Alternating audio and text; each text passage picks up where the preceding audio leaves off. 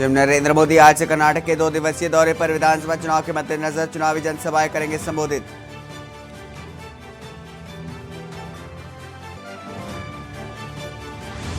PM Modi आज वाराणसी में काशी तेलुगु संगमम कार्यक्रम को वर्चुअल करेंगे संबोधित। मानसरोवर घाट पर आए तीर्थयात्रियों का पीएम करेंगे स्वागत। कांग्रेस नेता प्रियंका गांधी ने जंतर मंतर पर प्रदर्शन कर रहे पहलवानों से की मुलाकात। पहलवान ने की सांसद ब्रिजभूषण सिंह की गिरफ्तारी की मांग। मानहानि केस में राहुल गांधी की अपील पर गुजरात हाईकोर्ट में आज सुनवाई। हाईकोर्ट के नए जज केस करेंगे सुनवाई।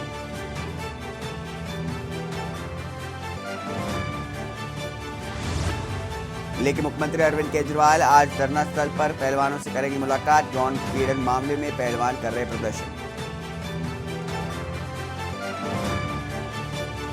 और अफजाल मुख्तार अंसारी पर फैसला आज। एमपी एमएलए कोर्ट में गैंगस्टर एक्ट के तहत होगी सुनवाई। कृष्णानंद राय हत्याकांड मामले में दोषी माफिया ब्रदर्स। आप देख रहे हैं के न्यूज, खबरों का सारथी।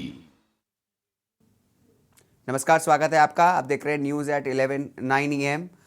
मैं हूं आपके साथ हारिस। पीएम मोदी काशी तमिल संगमम कार्यक्रम को करेंगे संबोधित। वर्चुअली माध्यम से आज शाम तीर्थ यात्रियों का स्वागत करेंगे। कार्यक्रम में पीएम मोदी वर्चुअली माध्यम से जुड़ेंगे।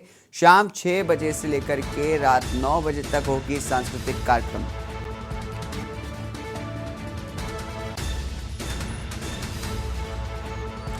कार्यक्रम में पीएम मोदी वर्चुअली माध्यम से जुड़ेंगे। शाम 6 से लेकर के रात 9 बजे तक होगा सांस्कृतिक कार्यक्रम। पीएम मोदी काशी तमिल संगमम कार्यक्रम को करेंगे संबोधित।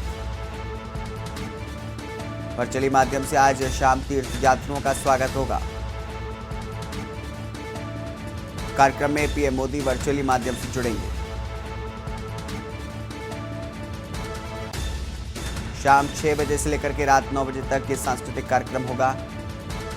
इस दौरान पीएम मोदी काशी तमिल संगमम कार्यक्रम को करेंगे संबोधित।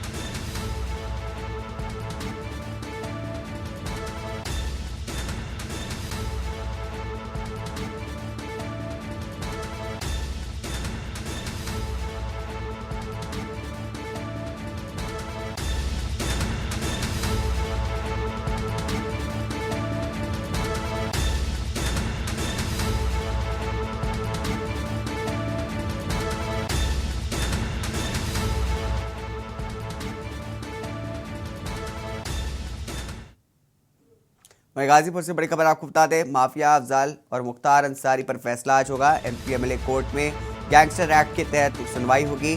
कृष्णानंद राय हत्याकांड मामले में दोषी है माफिया ब्रदर्स। हत्याकांड में 7 लोगों की हुई थी मौत।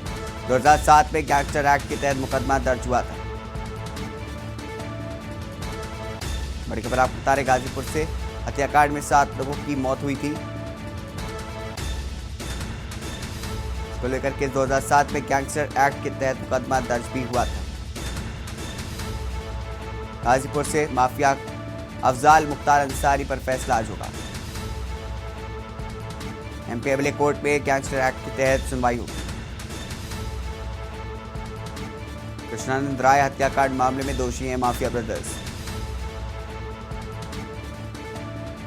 गाजीपुर से बड़ी खबर आपको बता रहे हैं। माफिया अफजाल अंसारी और मुख्तार अंसारी पर आज एमपीएलए कोर्ट में फैसला होगा।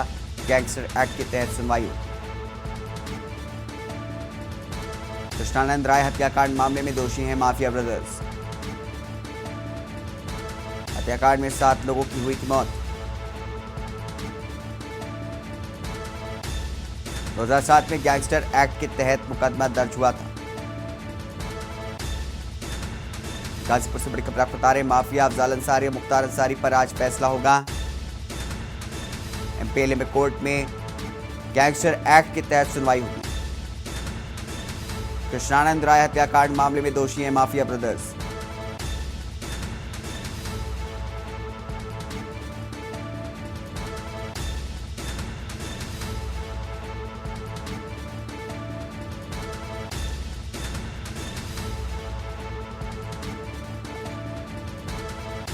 हमारे संवाददाता इकरार खान हमारे साथ जुड़ चुके हैं, लाइव जुड़े हैं। इकरार, किस तरीके से जो मामला सामने आ रहा है कि आज सुनवाई हो सकती है, इसको लेकर के क्या कुछ अपडेट देना चाहेंगे?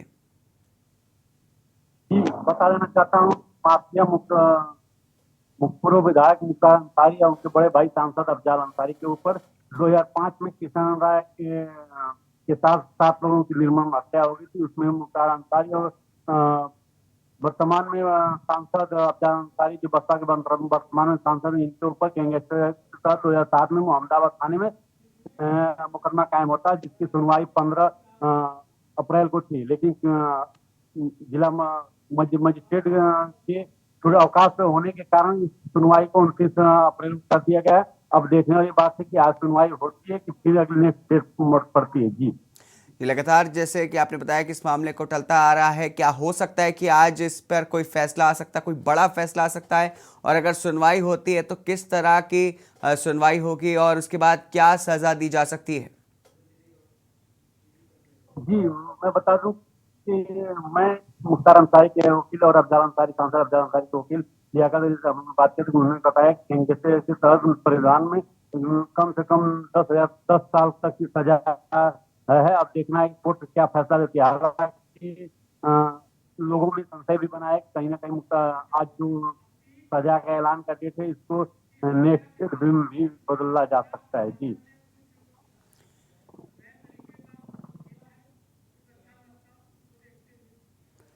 जी इकरार, जिस तरीके से हमने हाल ही में देखा कि अतीक और अशरफ जो दोनों भाई थे अहमद, उन पर जो है जिस तरीके से हमला हुआ था और जो सुरक्षा में चूक हुई थी, तो क्या उसके मद्देनजर पुलिस प्रशासन ने किसी तरह की कड़ी सुरक्षा की कोई व्यवस्था की है या फिर उसी तरीके का फिर से कुछ हादसा हो सकता है?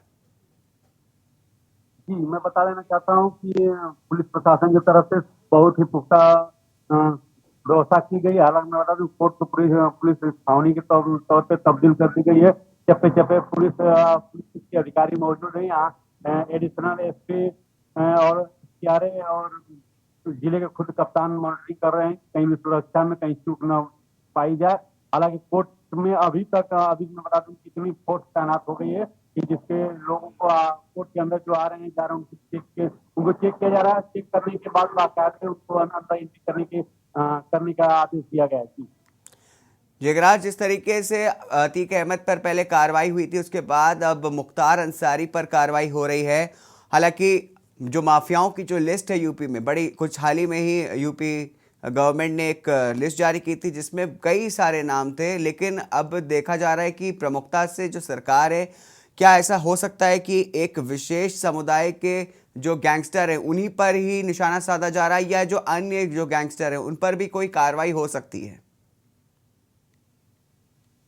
जी, हम बता दें कि इसके बारे में हम लोग आम पब्लिक से भी इसके बारे में बात की कि कल मुख्तार अंसारी और अफजाल अंसारी के ऊपर फैसला आ रहा है, उससे आप क्या कहेंगे? उन लोगों कह रहा है कहीं ना कहीं एक जात विशेष धर्म के ऊपर कार्रवाई कर रही है। ब्रजेश सिंह है, सुशील सिंह है, ये भी बदमाश है, इनके ऊपर कोई कार्रवाई नहीं कर रही। और जो मामला अतीक अहमद का था, हम बता देंगे, यहाँ लोगों ने ये भी कहा कि अतीक अहमद के ऊपर जो हमला करते हैं, अतीक अहमद को जो मारते हैं, उनके घर पे घर बुलडोजर सब चलेगा। तमाम बातें लोग कहें, लेकिन कहीं ना कहीं अब देखने वाली बात है कि कोर्ट मुख्तार अंसारी और अफजाल अंसारी के ऊपर क्या निर्णय लेता है। जी, जिक्रा, जिस तरीके से मुख्तार अंसारी पर अब शिकंजा कसा जा रहा है, तो इसको लेकर के क्या कुछ और आगे देखने को मिल सकता है? क्या कुछ घटनाक्रम होंगे आगे के?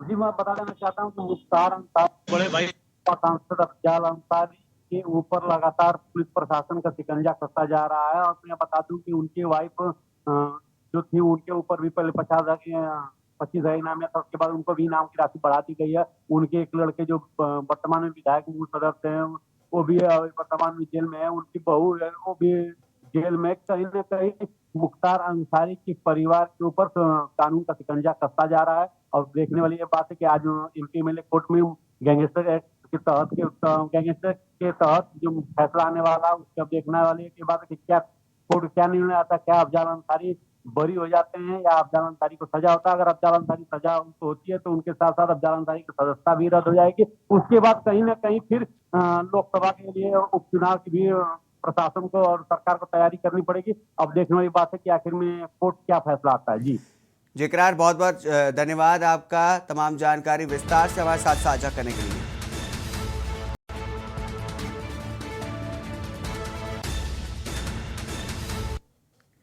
रुकेंगे एक छोटे से ब्रेक के लिए, ब्रेक के बाद जल्द हाजिर होंगे अन्य खबरों के साथ। आप देख रहे हैं के न्यूज, खबरों का सारथी। ब्रेक के बाद स्वागत है आपका। इस बीच दिल्ली से बड़ी खबर आपको बता देते हैं कि जंतर मंतर पहुंची है प्रियंका गांधी वाड्रा। पहलवानों के समर्थन में पहुंची प्रियंका गांधी वाड्रा। पहलवानों से प्रियंका गांधी ने की मुलाकात। आज सीएम केजरीवाल भी कर सकते हैं मुलाकात। ब्रिजभूषण के खिलाफ पहलवानों का प्रदर्शन अभी तक जारी है। दिल्ली के जंतर मंतर पहुंची है प्रियंका गांधी वाड्रा। आप देख सकते हैं हमारे एक्सक्लूसिव फुटेजेस, आप देख सकते हैं प्रियंका गांधी पहलवानों से बात करती हुई दिखाई दे रही हैं।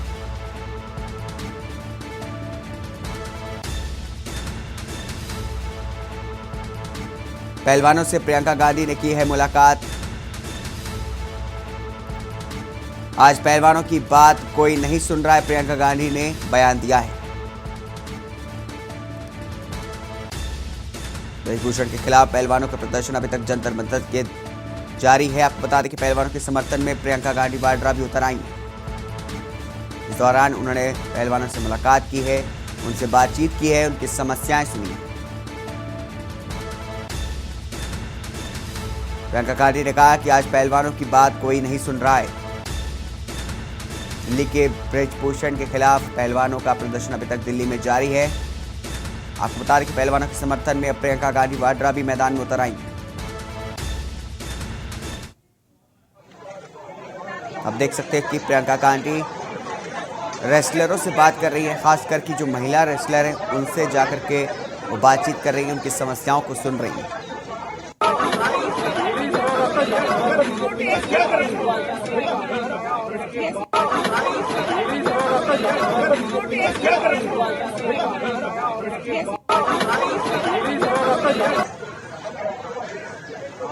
अरे आगे से हट जाओ, हेलो, इसको आगे से हट जाओ यार भाई प्लीज।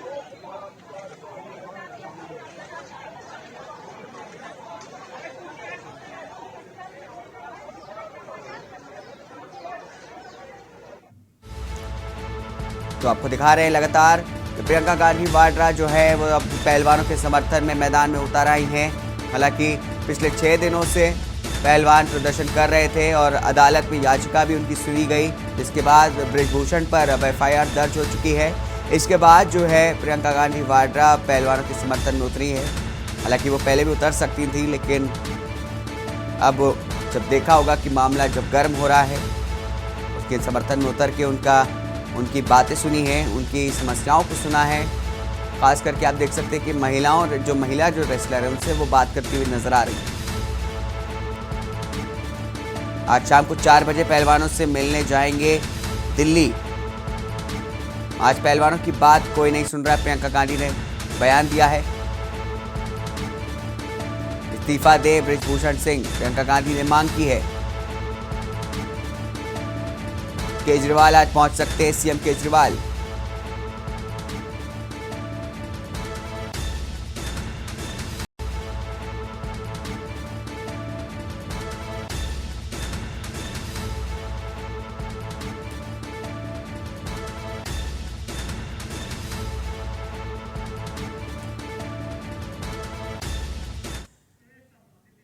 इस दौरान हमारे संवाददाता प्रवेश समर दिल्ली से जुड़ चुके हैं। प्रवेश, जिस तरीके से अब प्रियंका गांधी वाड्रा भी जो है वो पहलवानों के समर्थन में मैदान में उतर आई, उसको लेकर के क्या कुछ बताना चाहेंगे आप?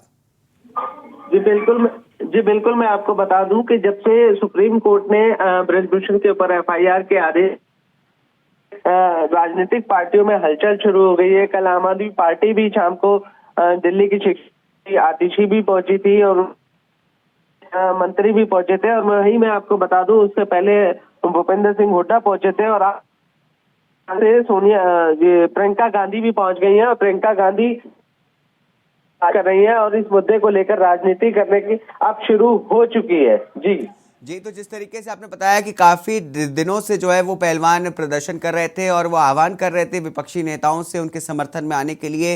हालांकि कल जब दिल्ली कोर्ट ने उनकी सुनवाई सुन ली, उसके बाद जो है बृजभूषण पर जब एफआईआर हो गई, अब जाकर के प्रियंका गांधी मैदान में उतरी। तो ये कहा जा सकता है कि जब इस मामले को गर्म होता देख जब प्रियंका गांधी आई हैं, तो हो सकता है वो अपने राजनीतिक लाभ के लिए आई हैं या फिर सच में वो पहलवानों के समर्थन में आई हैं।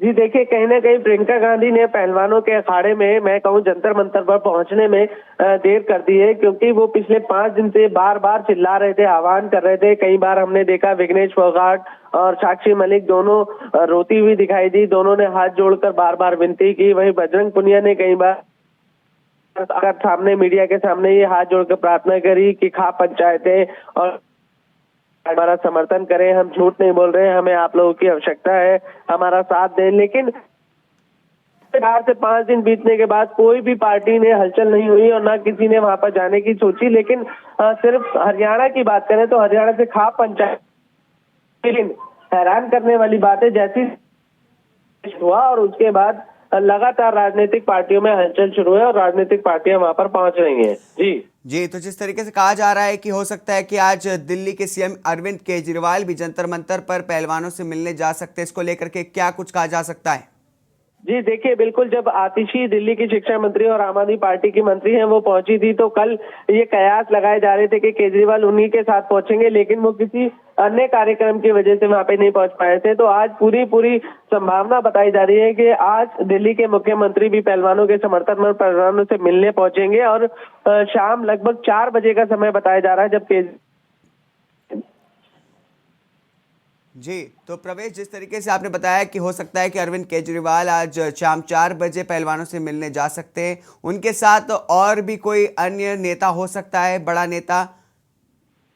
जी बिल्कुल, दिल्ली के मुख्यमंत्री पहुंचेंगे तो हो सकता है कि उनके साथ अन्य जो उनके पोर्टफोलियो मंत्री हैं, चाहे मैं कहूँ आतिशी भी हो सकती हैं और इसके अलावा कोई अन्य विधायक भी हो सकते हैं, क्योंकि अरविंद केजरीवाल जब वहां पर पहुंचेंगे तो उनके साथ ऐसा बिल्कुल कहा जा सकता है कि अन्य मंत्री भी पहुंचेंगे। जी प्रवेश, पिछले 5-6 दिनों से ये प्रदर्शन जारी है, दिल्ली के सीएम अरविंद केजरीवाल वहीं पे रहते हैं।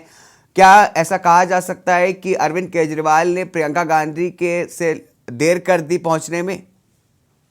जी देखिए, बात अगर राजनीति की करें तो राजनीतिक पार्टियों में अब हलचल शुरू हुई है और मैं गुरेज नहीं करूंगा कि बात चाहे आम आदमी पार्टी की हो, बात चाहे कांग्रेस दल की हो, लेकिन किसी ने भी समय रहते पहलवानों का समर्थन में आकर, जैसे ही सुप्रीम कोर्ट से एफआईआर दर्ज के आदेश के साथ साथ अन्य पार्टियों में भी इस बात की आज जांच हुई है कि पहलवानों की बातें अब सुनी जाएंगी और उनकी निष्पक्ष जिसने को लेकर अब राजनीतिक पार्टियों की आंखें खुली हैं और वो पहुंच रही है पहलवानों के समर्थन में। वहीं मैं आपको बता दूं, Olympic gold medallist Neeraj Chopra और अभिनव बिंद्रा दोनों पहलवानों के समर्थन पर उतर चुके हैं। जी प्रवेश, आपको 1 मिनट बीच में रोकेंगे। आपको बता दें कि कल ही आतिशी मार्लेना जो है, जो दिल्ली के आम आदमी पार्टी की शिक्षा मंत्री हैं, वो पहुंची थी और उन्होंने क्या कुछ बयान दिया है, उस पर मनोज तिवारी ने उनका जवाब भी दिया है। आइए सुन लेते हैं। अगर आज ये खिलाड़ी एक अंतरराष्ट्रीय स्तर पर पहुंची हैं, तो कितना संघर्ष करके पहुंची होंगी ये हम सबको पता है। और उसके बाद केंद्र की सरकार, उनके नुमाइंदे इनके साथ यौन शोषण कर रहे हैं और एक के बाद एक यहाँ पे जो सारे खिलाड़ी अंदर बैठी हैं वो हमें बता रही है कि किस किस तरह से इन नेताओं के फोन आते थे, किस किस तरह से अपने नौकरों से फोन कराते थे, अपने अफसरों से फोन कराते थे। और आज जब भी हिम्मत करके आवाज उठा रही हैं तो भारतीय जनता पार्टी के खेल मंत्री अनुराग ठाकुर, उन्हें चुल्लू भर पानी में डूब मरना चाहिए उस खेल मंत्री को जो आज इन निगल आने वाली लड़कियों को बोल रहा है कि तुम इनडिसिप्लिन हो। मैं अनुराग ठाकुर जी को कहना चाहती हूं, आप 1 हफ्ते के लिए उतनी ट्रेनिंग करके दिखाइए जितनी ये खिलाड़ी रोज करते हैं। मैं दावे के साथ कह सकती हूं अपने घर से नहीं निकल पाएंगे आप 7वें दिन। तो इसलिए आम आदमी पार्टी के किसी व्यक्ति के द्वारा झूठ बोला जाए, इससे मुझे आश्चर्य नहीं हो रहा है। लेकिन आज जो इन्होंने बोला है वो मात्र एक झूठ ही नहीं है, बल्कि कुंठा से ग्रस्त एक बीमारी भी है जिसकी मरीज दिख रही है आतिशी मारलेना। राजनीतिक घृणा में आकर उन्होंने आज देश के स्पोर्ट्स मिनिस्टर, एक युवा मंत्री को मर जाने की बात कही। मैं आतिशी मारलेना से पूछना चाहता हूं कि अनुराग ठाकुर जी ने कब खिलाड़ियों को इनडिसिप्लिन कहा है, किस इंटरव्यू में कहा है, किस न्यूज चैनल पे कहा है? आपने जो ये बात आज कह के हमारे युवा मंत्री को मर जाने की बात करी है, आतिशी मारलेना जी, आपको इसका प्रूफ देना पड़ेगा, क्योंकि अनुराग ठाकुर जी ने कभी भी किसी खिलाड़ी के लिए ऐसा नहीं कहा है। वो स्वयं में एक बहुत अच्छे खिलाड़ी है। प्रवेश, हम आपसे दोबारा जुड़ना चाहेंगे। प्रवेश, जिस तरीके से आतिशी मारलेना ने बीजेपी पर बड़ा हमला बोलते हुए बड़ा हमला किया है, उसको लेकर के क्या कुछ कहना चाहेंगे? जी बिल्कुल, एक बात तो मैं आपसे साफ साफ बता देना चाहता हूँ कि पहलवान तो अपने न्याय की लड़ाई लड़ रहे हैं, वो न्याय चाहते हैं। 7 महिला पहलवानों ने आरोप लगाया है कि उनके यौन शोषण हुए हैं, लेकिन अब आप देखेंगे तो न्याय की बात को तो कोई किसी का समर्थन नहीं दिखाई दे रहा है, सिर्फ राजनीति शुरू हो गई है। आम आदमी पार्टी बीजेपी पर आरोप लगा रही है, बीजेपी आम आदमी पार्टी पर आरोप लगा रही है। बात पहलवानों के समर्थन की देखे तो नहीं हो रही है, सिर्फ और सिर्फ राजनीति हो रही है। जी प्रवेश, तो जिस तरीके से आप बता रहे हैं कि जिस सिर्फ राजनीति अब हो रही है इस मामले पर, तो क्या हो सकता है ये मुद्दा कहीं ना कहीं इस राजनीति के बीच में दब सकता है? जी देखिए, बिल्कुल पहलवानों को पहले से ही इस बात का कोई ना कोई इस बात को कह रहे हैं कि खाली एफआईआर दर्ज होने से उन्हें किसी भी प्रकार से कोई सहानुभूति नहीं है। सिर्फ उनको एक निष्पक्ष जांच भी चाहिए और तुरंत जो है ब्रजभूषण की गिरफ्तारी होनी चाहिए, तभी वो नहीं तो वो यहीं पर बैठे रहेंगे। और हैरान करने वाली बात है कि दिल्ली पुलिस, जब से सुप्रीम कोर्ट का आदेश हुआ है एफआईआर दर्ज करने का, तब से जो है दिल्ली पुलिस वहां पर उनको हर तरीके से परेशानी कर रही है। बजरंग पुनिया का बयान आया था, उन्होंने बताया कि बिजली काट दी, कोई अन्य सामान और खाद्य सामग्री को अंदर लाने से रोका जा रहा है, उनके गद्दों को अंदर नहीं लाना। पुलिस भी एक दबाव बनाने की कोशिश कर रही है कि ये यहाँ से धरना समाप्त हो, लेकिन पार्टियों की बात करें तो दोनों एक दूसरे पर आरोप लगा रहे हैं। बात अगर सिर्फ और सिर्फ न्याय की करे या मांग की करे कि जो निष्पक्ष जांच कहीं ना कहीं भटकता नजर आ रहा है। जी प्रवेश, तो जैसा कि आपने बताया कि किस तरीके से जो है पुलिस दबाव बना रही है, बहुत बहुत शुक्रिया तमाम जानकारी हमारे साथ विस्तार से साझा करने के लिए। रुकेंगे एक छोटे से ब्रेक के लिए, ब्रेक के बाद जल्द हाजिर होंगे अन्य खबरों के साथ। आप देख रहे हैं के न्यूज, खबरों का सारथी। ब्रेक के बाद स्वागत है आपका। आपको बता दें कि मौसम विभाग ने लखनऊ सहित 63 जिलों में मौसम विभाग का येलो अलर्ट जारी हुआ है। 40 से 50 किलोमीटर प्रति घंटे की रफ्तार से चलेगी हवा। कानपुर, उन्नाव, रायबरेली समेत 63 जिलों में अलर्ट जारी हुआ है। तेज हवा के साथ ही बारिश, बिजली गिरने की चेतावनी दी गई है। लखनऊ, राजधानी समेत 63 जिलों में मौसम विभाग का अलर्ट। 40 से 50 किलोमीटर प्रति घंटा की रफ्तार से चलेगी हवा। कानपुर, उन्नाव, रायबरेली समेत 63 जिलों में अलर्ट जारी। तेज हवा के साथ ही बारिश, बिजली गिरने की भी चेतावनी दी गई है। राजधानी लखनऊ समेत 63 जिलों में मौसम विभाग का अलर्ट। 40 से 50 किलोमीटर प्रति घंटे की रफ्तार से चलेगी हवा। कानपुर, उन्नाव, रायबरेली समेत 63 जिलों में अलर्ट जारी। तेज हवा के साथ ही बारिश, बिजली गिरने की चेतावनी दी गई है।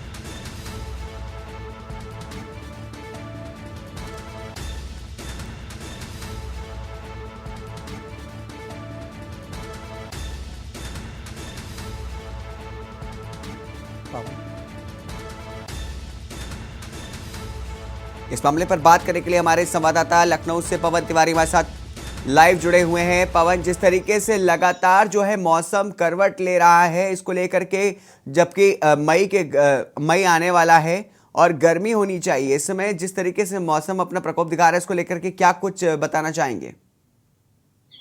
ये आपको बता दें कि उत्तरी पाकिस्तान तथा उसके आसपास के इलाकों में वायुमंडल में पश्चिमी विक्षोभ व्याप्त है, जिसके कारण उत्तर प्रदेश के इलाकों में बारिश व तेज हवा चलने की संभावना बनी। आपको बता दें मौसम विज्ञान विभाग ने इसको लेकर येलो अलर्ट भी जारी किया है। उत्तर प्रदेश के 63 जिलों में, जिसमें लखनऊ, कानपुर, उन्नाव, रायबरेली सब शामिल हैं। इसमें 40 से 50 किलोमीटर प्रति घंटा की तेज रफ्तार से हवा चलने तथा गरज चमक के साथ बारिश होने का भी अलर्ट जारी किया है। ये जो कुल मिला के जो पश्चिमी विक्षोभ का प्रभाव है उसके असर से ही बार बार मौसम परिवर्तन हो रहा है। और इस बार मार्च महीने में जो जैसी गर्मी पड़ी थी उसके बाद मार्च महीने से ही, मार्च अप्रैल दोनों महीनों में लगातार पश्चिमी विक्षोभ के कारण समय से बीच बीच में बारिश होती रही है। बेमौसम बारिश होने से प्रदेशवासियों को भीषण गर्मी से तो राहत मिली है, लेकिन इसके साथ किसानों को काफी नुकसान का सामना करना पड़ा है। ये जो पश्चिमी विक्षोभ है उसके असर से बार बार मौसम परिवर्तन हो रहा है और मौसम परिवर्तन से बेमौसम की बारिश हो रही है। मई माह में भी, शुरुआती मई माह में भी जो 1-2 तारीख है, इसमें बारिश होने की चेतावनी मौसम विज्ञान विभाग द्वारा जारी की गई है। इस लगातार बारिश से जो सब्जियों की फसल है काफी नुकसान हो रहा है। वहीं लेकिन इससे एक ये है कि जो इस समय लू चलने की, जो हीट वेव चलने के आसार होते थे वो इस समय नहीं है। अभी लोगों को गर्मी से, भीषण गर्मी से राहत मिली हुई है और आने वाले 4-5 दिनों तक अभी इस तरह का मौसम बना रहेगा और उसके बाद फिर मौसम सामान्य होगा और सामान्य होने के बाद धीरे धीरे तापमान में वृद्धि होगी। लेकिन जो मौसम वैज्ञानिक है उनका कहना है कि ये जो पश्चिमी विक्षोभ का इस बार मार्च और अप्रैल महीने में लगातार सक्रिय रहा है, जिसके कारण अभी तक जो भीषण गर्मी अभी तक पड़नी चाहिए थी वो वहां तक नहीं पहुंची है। अब आने वाले दिनों में 5-6 दिनों बाद मौसम सामान्य होगा और तापमान में वृद्धि होने के बाद फिर जो है हीट वेव और आगे गर्मी में वृद्धि होगी।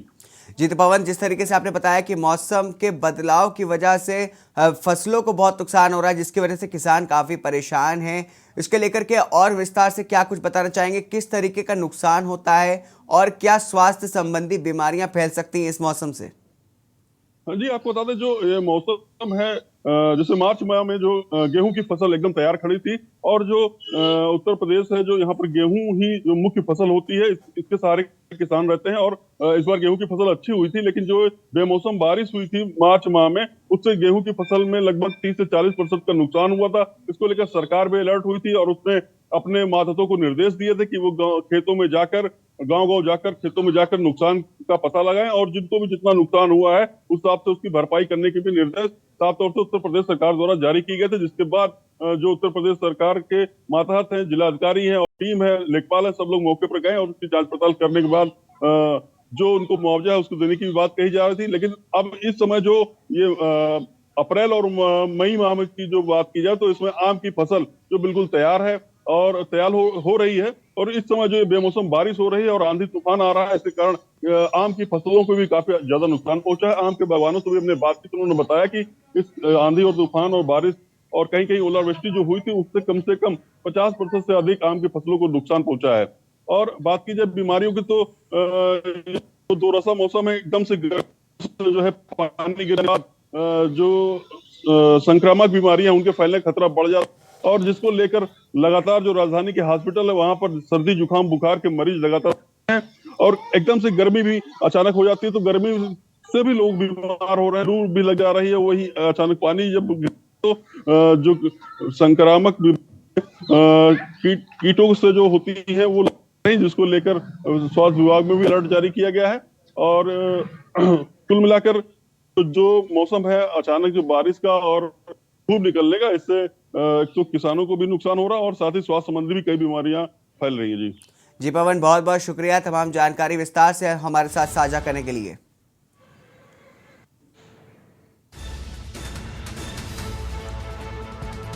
तो जैसा कि हमारे संवाददाता ने बताया कि किस तरीके से लोगों में राहत तो जरूर है, लेकिन किसानों के लिए ये बदलता मौसम परेशानी का सबब बन गया है।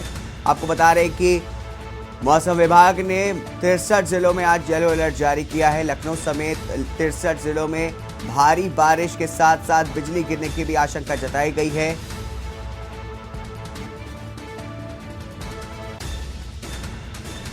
इसके साथ ही जो बीमारियां हैं वो भी लोगों में फैल रही है। हालांकि लोगों को गर्मी से राहत ज़रूर मिली है, लू से राहत ज़रूर मिली है, लेकिन जिस तरीके से मौसम बदल रहा है उससे फसलों को बहुत नुकसान हो रहा है, जिससे किसान काफ़ी परेशान है। आपको बता दें कि पिछले बीते महीने भी इसी तरीके से मौसम बदला था, जिसमें उस महीने में भी किसानों को काफ़ी नुकसान हुआ था। बेमौसम बारिश हो रही है। हालांकि इस महीने जब जो पारा होता है वो अपने सबसे ऊपर होता है, बहुत ज़्यादा गर्मी हो रही होती है, लू से लोग परेशान होते हैं इस मौसम में। लेकिन इस समय जो है वो मौसम जो है वो एकदम बदला हुआ है। लोगों ने उम्मीद नहीं की थी। जिस तरीके से मौसम बदल रहा है, लोगों में राहत तो ज़रूर है, लेकिन किसानों को इससे काफ़ी परेशानी हो रही है। उनकी फसलें जो है गेहूं की वो पूरी तरीके से बर्बाद हो चुकी हैं। इससे काफ़ी नुकसान होगा आने वाले दिनों में। किसानों को काफ़ी परेशानी हो रही है। इसके अलावा स्वास्थ्य संबंधी बीमारियां भी जो हैं वो बदलते हुए मौसम की वजह से लोगों में बढ़ती दिखाई दे रही है, क्योंकि मौसम बिल्कुल बेवक्त बदलता जा रहा है। आज ही मौसम विभाग ने 63 जिलों में अलर्ट जारी किया है। यह अलर्ट येलो अलर्ट है। आपको बता दें कि अनुमान लगाया गया है कि 40 से 50 किलोमीटर माफ़ कीजिएगा 40 से 50 सेंटीमीटर बारिश हो सकती है। तेज हवा के साथ ही बारिश और बिजली गिरने की भी चेतावनी दी गई है। राजधानी लखनऊ समेत 63 जिलों में येलो अलर्ट जारी किया गया है। आप देख सकते हैं मौसम विभाग ने चेतावनी दी है।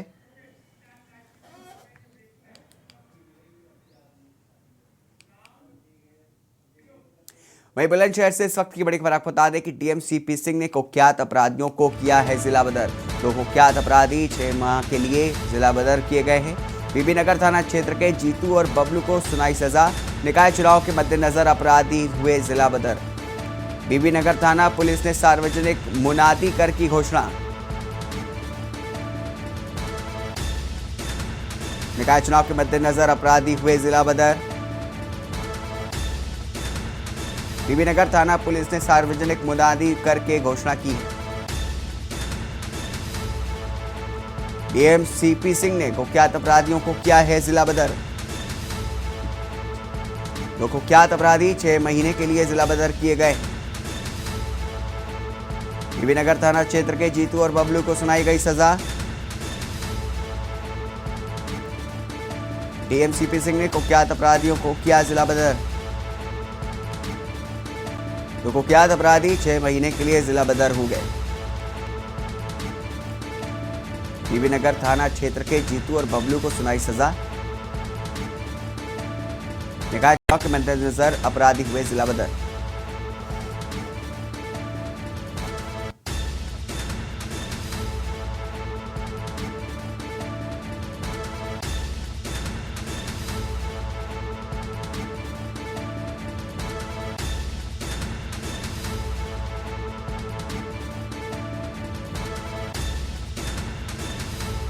थाना तो बबलू को सुनाई गई सजा। बुलंदशहर में डीएम ने कुख्यात अपराधियों को किया जिला बदर। तो कुख्यात अपराधी 6 महीने के लिए जिला बदर हो गए। बीबी नगर थाना क्षेत्र के जीतू और बबलू को सुनाई गई सजा। निकाय चुनाव के मद्देनजर अपराधी हुए जिला बदर। बीबी नगर थाना पुलिस ने सार्वजनिक मुनादी कर की घोषणा। बुलंदशहर में डीएम सीपी सिंह ने कुख्यात अपराधियों को किया है जिला बदर।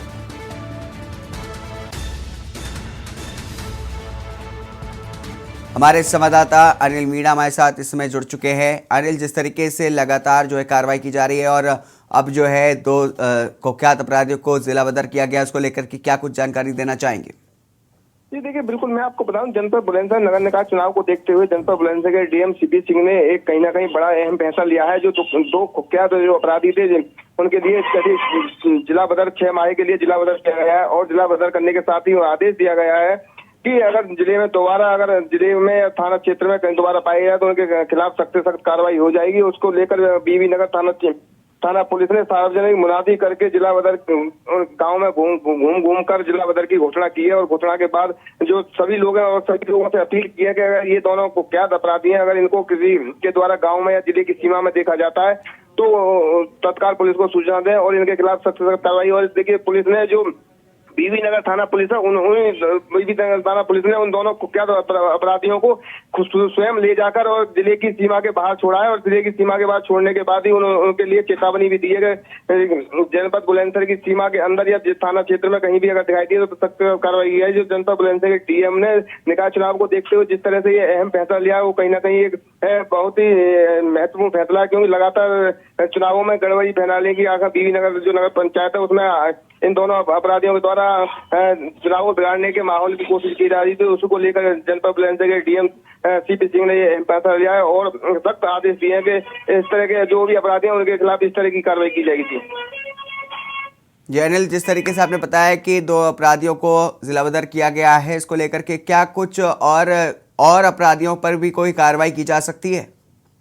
जी देखिए, बिल्कुल मैं आपको बता दूं, जनपद बुलंदशहर के डीएम सीपी सिंह का कहना है कि और जो अपराधी हैं उनके लिए भी इस तरह की कार्रवाई करने की तैयारी की जा रही है। अब देखिए, उन्होंने अभी तक सार्वजनिक तो नहीं किया है कि कितने अपराधियों के खिलाफ इस तरह की कार्रवाई करने की तैयारी की जा रही है, लेकिन उन्होंने कहा कि और आगे भी ऐसी 2-4 दिन में इस तरह की और कार्रवाई अपराधियों के खिलाफ होगी, जिससे कि जो जनपद बुलंदशहर के चुनाव को पूर्ण रूप से सकुशल संपन्न कराया जा सके। क्योंकि उनके द्वारा बताया गया है कि जो चुनाव के माहौल को बिगाड़ने के जो लोग थे ऐसे जो और काफी उन पर मुकदमे दर्ज थे, ऐसे अपराध लोगों को चिन्हित किया जा रहा है और चिन्हित करने के बाद उनके खिलाफ इस तरह की कार्रवाई की जाएगी। और उन्होंने कहा है कि जल्द से जल्द जिससे और आगे कार्रवाई की जाएगी वो मीडिया के लिए बता दिया जाएगा, लेकिन अभी तक उन्होंने मीडिया के लिए आगे की कार्रवाई की बात से बताने से इनकार किया है। जी अनिल, बहुत बहुत शुक्रिया तमाम जानकारी विस्तार से हमारे साथ साझा करने के लिए।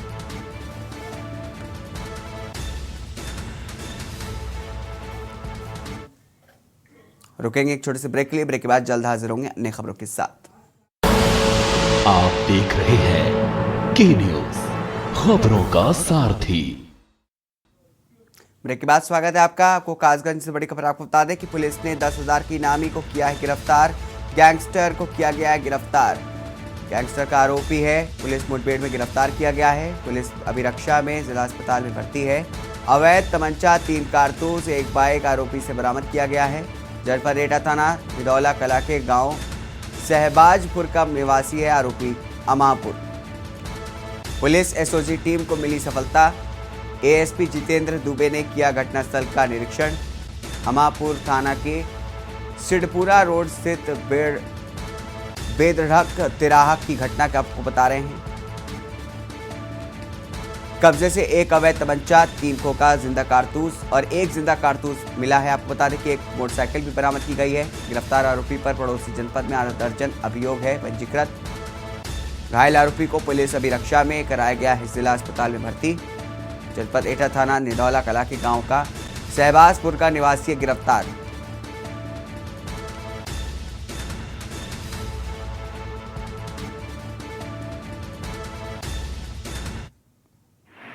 जनपद के जो हमारे क्राइम ब्रांच एसओजी टीम है उनको एक सूचना प्राप्त हुई कि बेधड़क मार्ग पर थाना क्षेत्र अमापुर में एक शातिर अपराधी का मूवमेंट हो रहा है। इस सूचना पर प्रभारी निरीक्षक अमापुर के साथ उन्होंने समन्वय बनाते हुए चेकिंग लगाई। चेकिंग के दौरान मोटरसाइकिल से एक व्यक्ति आते हुए दिखाई दिया। रोके जाने पर उसके द्वारा पुलिस टीम पर फायरिंग की गई है। इस फायरिंग पर जो है अब आत्मरक्षा हमारी प्रभारी निरीक्षक और क्राइम ब्रांच की टीम के द्वारा भी जवाबी फायरिंग की गई। इसके फायरिंग में एक व्यक्ति को पैर में गोली लगी है। तहकीकात की गई तो जनपद के ही अमापुर थाने से 2 मामलों में ये वांछित है। गैंगस्टर का भी वांछित अभियुक्त रहा है।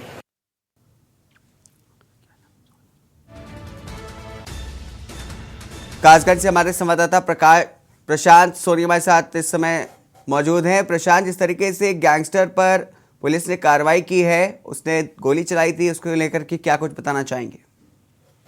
जी आपको बता दें, कासगंज में गैंगस्टर और अपराधियों के विरुद्ध एक अभियान सा छिड़ा हुआ है पुलिस आए दिन किसी न किसी अपराधी को गिरफ्तार कर रही है। इसी के चलते बीती रात पुलिस को सूचना मिली थी कि अमापुर कोतवाली क्षेत्र के सिरपड़ा मार्ग पर बेधड़क गांव पड़ता है, वहां पर कोई अपराधी मूवमेंट करने आ रहा है। जब पुलिस एसओजी टीम के साथ मिलकर चेकिंग स्टार्ट कर दी तो सामने से जब मोटरसाइकिल आती हुई स्टार्ट हुई मिली तो पुलिस ने उसको रुकने का इशारा दिया, जिस पर उसने फायरिंग कर दी। पुलिस ने अपना बचाव करते हुए जवाबी फायरिंग करना शुरू कर दिया, जिसमें अपराधी के पैर में गोली लगी है। यह अपराधी एटा जनपद के निदौली कला थाना क्षेत्र के रहने वाला है और इस पर कासगंज में 3 आपराधिक मुकदमे दर्ज हैं। साथ ही अन्य जनपदों में, आसपास के जनपदों में 6 से अधिक मुकदमे दर्ज हैं। ये 4 माह से फरार चल रहा था। इसके ऊपर 10,000 का इनाम भी घोषित हुआ था। जी प्रशांत, तो जिस तरीके से लगातार पुलिस जो है गैंगस्टरों पर कार्रवाई कर रही है, आगे क्या कुछ और कार्रवाई की जाएगी इस पर, और क्या कुछ जैसे बताया जा रहा है कि तमाम मामलों में ये वांछित चल रहा था, इसको लेकर के और क्या बताना चाहेंगे? जी फिलहाल तो पुलिस ने इसको जिला अस्पताल में भर्ती कराया, जहां इसका उपचार जारी है। उसके बाद इसको जेल भेजा जाएगा और भी जनपद में जितने भी गैंगस्टर हैं या जो भी वांछित अपराधी है उनके खिलाफ पुलिस लगातार मूवमेंट कर रही है। कहीं ना कहीं उनको या तो गिरफ्तार कर रही है या अगर नहीं पकड़ पाते हैं तो उनपे जवाबी फायरिंग में घायल हो रहे हैं वो। जैसा कि कहा जाता है कि पुलिस प्रशासन बड़ा ही मजबूत हो गया है उत्तर प्रदेश में, लेकिन खुलेआम जो है गैंगस्टर वो पुलिस पर फायरिंग कर देते हैं। इसको लेकर के क्या कुछ और बताना चाहेंगे? ये तो सही बात है कि हालांकि यूपी के अंदर पुलिस मजबूत है, पुलिस सक्रिय है, लेकिन गैंगस्टर भी इस समय बहुत ही मजबूत हो गए, बहुत ही ज्यादा दिलदार हो गए हैं। वो खुलेआम दिन दहाड़े भी पुलिस पर गोलियां चला रहे हैं और वैसे भी कासगंज तो शुरू से ही आपराधिक क्षेत्र रहा है। जी प्रशांत, बहुत बहुत शुक्रिया तमाम जानकारी विस्तार से हमारे साथ साझा करने के लिए।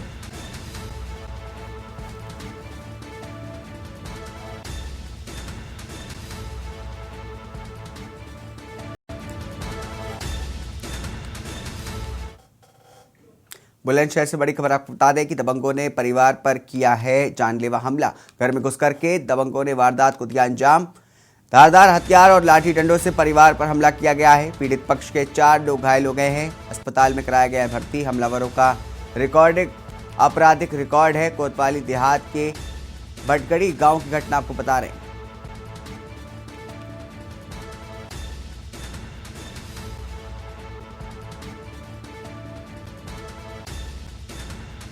हमलावरों का आपराधिक रिकॉर्ड है, उसने एक परिवार पर घुस करके हमला किया है, जानलेवा हमला किया है। कोतवाली देहात के भटगड़ी गांव की घटना आपको बता रहे हैं,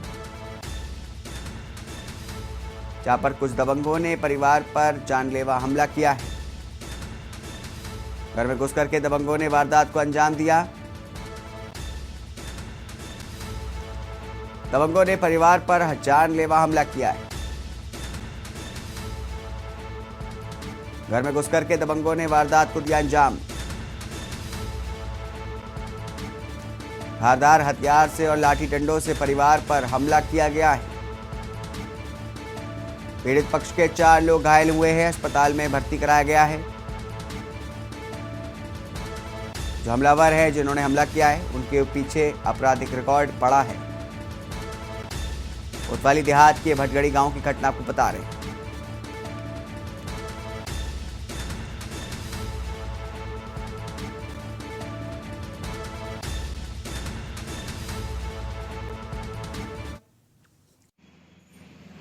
मैं जलीलपुर गांव भारतीय किसान यूनियन की रैली में से वापस लौट रहे थे, हम पूरा परिवार, लड़के और हम मेरे भाई। उसके बाद एक क्रिमिनल था जिसकी शिकायत पहले पुलिस से कर चुके थे हम। आज पुलिस ने उस पर हाथ डाला तो वो हाथ नहीं आया, वो घात लगाए पता नहीं बैठा हुआ था। मैं जैसे अंदर एंट्री करी तो उसने पीछे से उसके कुछ साथियों ने एक साथ हमला किया। ये कौन लोग हैं वो? एक सलमान था और उसका साला भी था और उसके 2 एक आध साले थे उसमें, और बाहर से जो उसने बुलाए थे। मैं गाड़ी थी वहाँ, गाड़ी भी पुलिस ने पता नहीं अरेस्ट करी है या ना करी है। कितने जनों की चोट लाई है? चोट आई है, मेरी लड़की के भी चोट आई। भक्के जैसे घर में पता लगा तो घर वाले भगे, तो मेरी लड़की के चोट है और मेरे लड़के के चोट है और मेरे चोट है।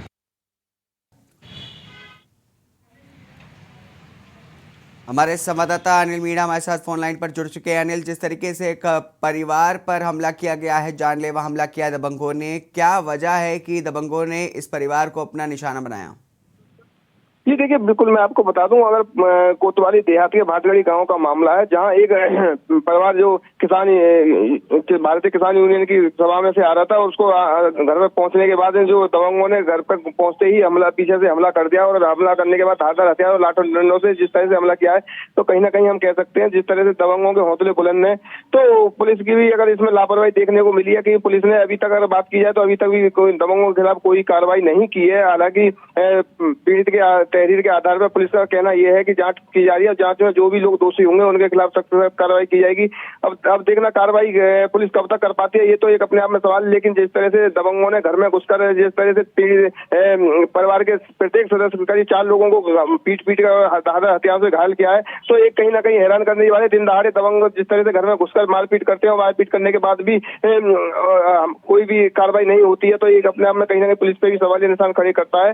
कि हालांकि पुलिस के जो उच्च अधिकारी हैं उनका कहना यह है कि जो पीड़ित लोग हैं उनके तहरीर के आधार पर उनके खिलाफ आरोपियों के खिलाफ मुकदमा दर्ज किया गया है। जो अगर बताया जा रहा है, जो पीड़ित व्यक्ति ने बताया है कि जिन्होंने हमला किया है उनके आपराधिक काफी इतिहास भी हैं, और जो उनके कई उन लोगों से भी काफी संबंध बताए जा रहे हैं, तो उसके आधार पर हालांकि पुलिस ने जो घायल लोग हैं उनके लिए जिला अस्पताल में भर्ती करा दिया गया है और डॉक्टरी कराई जा रही है। डॉक्टरी के आधार पर पुलिस का कहना है जो डॉक्टरी में जिस तरह से डॉक्टरी की रिपोर्ट आती है उसके आधार पर कार्रवाई की जाएगी। अब देखना यह होगा कि पुलिस कब तक कार्रवाई करती है जी। लेकिन अभी तक अगर पीड़ित परिवार की बात करें तो पीड़ित परिवार पूरी तरह से दहशत में है जी। अनिल, आपने बताया कि जिस तरीके से कार्रवाई हो रही है, लेकिन जो राज्य की सरकार है वो कानून प्रशासन को लेकर के अपनी पीठ थपथपाती रहती है, लेकिन उस बीच एक आपराधिक रिकॉर्ड वाले दबंग जो हैं वो खुलेआम घूम रहे हैं और परिवारों को निशाना बना रहे हैं, घर में घुस करके मारपीट कर रहे हैं।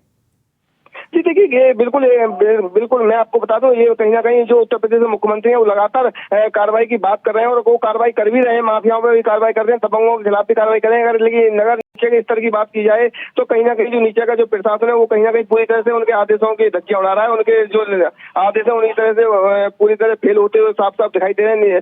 तो कहीं ना कहीं जो नीचे के जो कर्मचारी हैं उनके लिए भी सख्ती बरतनी होगी, जब जो दबंग लोग हैं और जो माफिया लोग हैं उन पे कार्रवाई हो सकती है। लेकिन अभी तक पुलिस की तरफ से इस तरह की कोई भी कार्रवाई नहीं की है जिससे कि जो पीड़ित लोग हैं उनके लिए कुछ ना कुछ सांत्वना मिल सके। लेकिन अभी तक जो सिर्फ आश्वासन ही पुलिस की तरफ से दिया जा रहा है, लेकिन अभी किसी को नहीं गिरफ्तार किया गया है, ना ही अभी पुलिस के द्वारा कोई किसी तरह की दबिश दी गई है। लेकिन पुलिस का कहना यह है कि पीड़ित के ने तहरीर जरूर प्राप्त हुई है, पीड़ित की तहरीर के आधार पर जो डॉक्टरी रिपोर्ट आती है उसके हिसाब से कार्रवाई की जाएगी थी।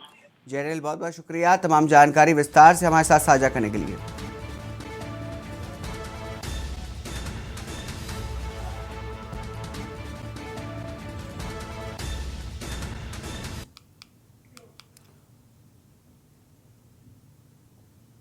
शाहजहांपुर से बड़ी खबर आपको बता दें कि खुटार की मेन मार्केट में लगी भीषण आग। बबलू रेडीमेड की दुकान में अचानक लगी भीषण आग। हादसे में दुकान का लाखों का नुकसान हुआ है, जलकर के खाक हो गया सामान। रेडीमेड की दुकान के पड़ोस में स्थित सराफा दुकानों तक पहुंची है लपटें। सूचना के बाद भी नहीं पहुंची फायर ब्रिगेड की टीम। नगर पंचायत की स्प्रे मशीन से लोगों ने आग पर पाया काबू।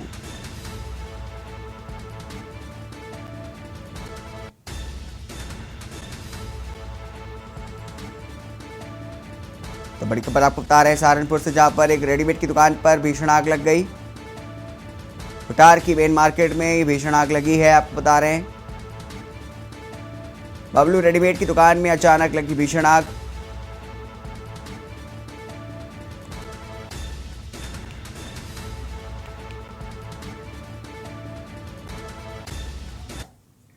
इस बीच छत्तीसगढ़ के कबीरधाम से बड़ी खबर सामने आ रही है।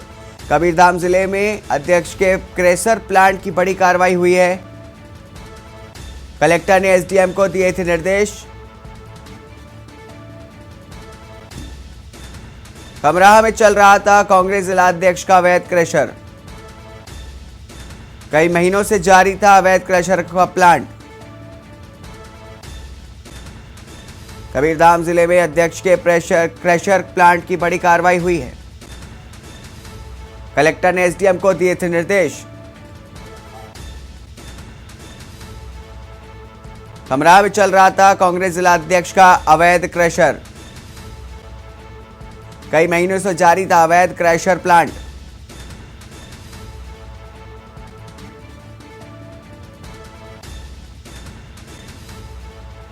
इस मामले पर बात करने के लिए हमारे संवाददाता हिरेंद्र गोप हमारे साथ जुड़ चुके हैं। हिरेंद्र, जिस तरीके से एक क्रैशर पर कार्रवाई हुई है, उसको लेकर के क्या कुछ बताना चाहेंगे?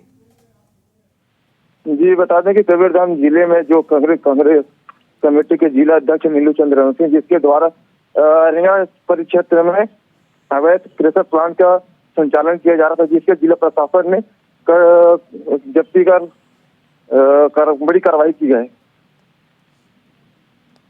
जी, तो पुलिस की निगरानी के इतने चलते हुए कांग्रेस जिला अध्यक्ष का एक अवैध क्रशर चल रहा था, इतने दिनों से संचालित था, अब जाकर के इस पर जो है कोई कार्रवाई हुई है, उसको लेकर के और क्या कुछ बताना चाहेंगे? जी, जिस तरह से कहा जाए कि जिला अध्यक्ष जो जिसकी मनमानी के चलते बड़ी के अवैध क्रशर का संचालन किया जा रहा था, जिसके कलेक्टर के बड़ी निर्देश के बाद बड़ी कार्रवाई की गई है। जैसा कि बताया जा रहा है कि डीएम के निर्देश पर एसडीएम ने कार्रवाई की है, उसको लेकर के और क्या कुछ जानकारी सामने आ रही है? जी, बताना चाहूंगा कि जो जांच अधिकारी जो है एसडीएम है या तहसीलदार हैं, जो भी अधिकारी अभी फोन रिसीव करना मुनासिब नहीं समझ रहे हैं, क्योंकि जिला अध्यक्ष के भतीजे का मामला है। जी, बहुत बहुत धन्यवाद हिरेंद्र जी, तमाम जानकारी विस्तार से हमारे साथ साझा करने के लिए। आपको बता दें कि छत्तीसगढ़ के कबीरधाम जिले में जिला अध्यक्ष के क्रशर प्लांट पर कार्रवाई हुई है।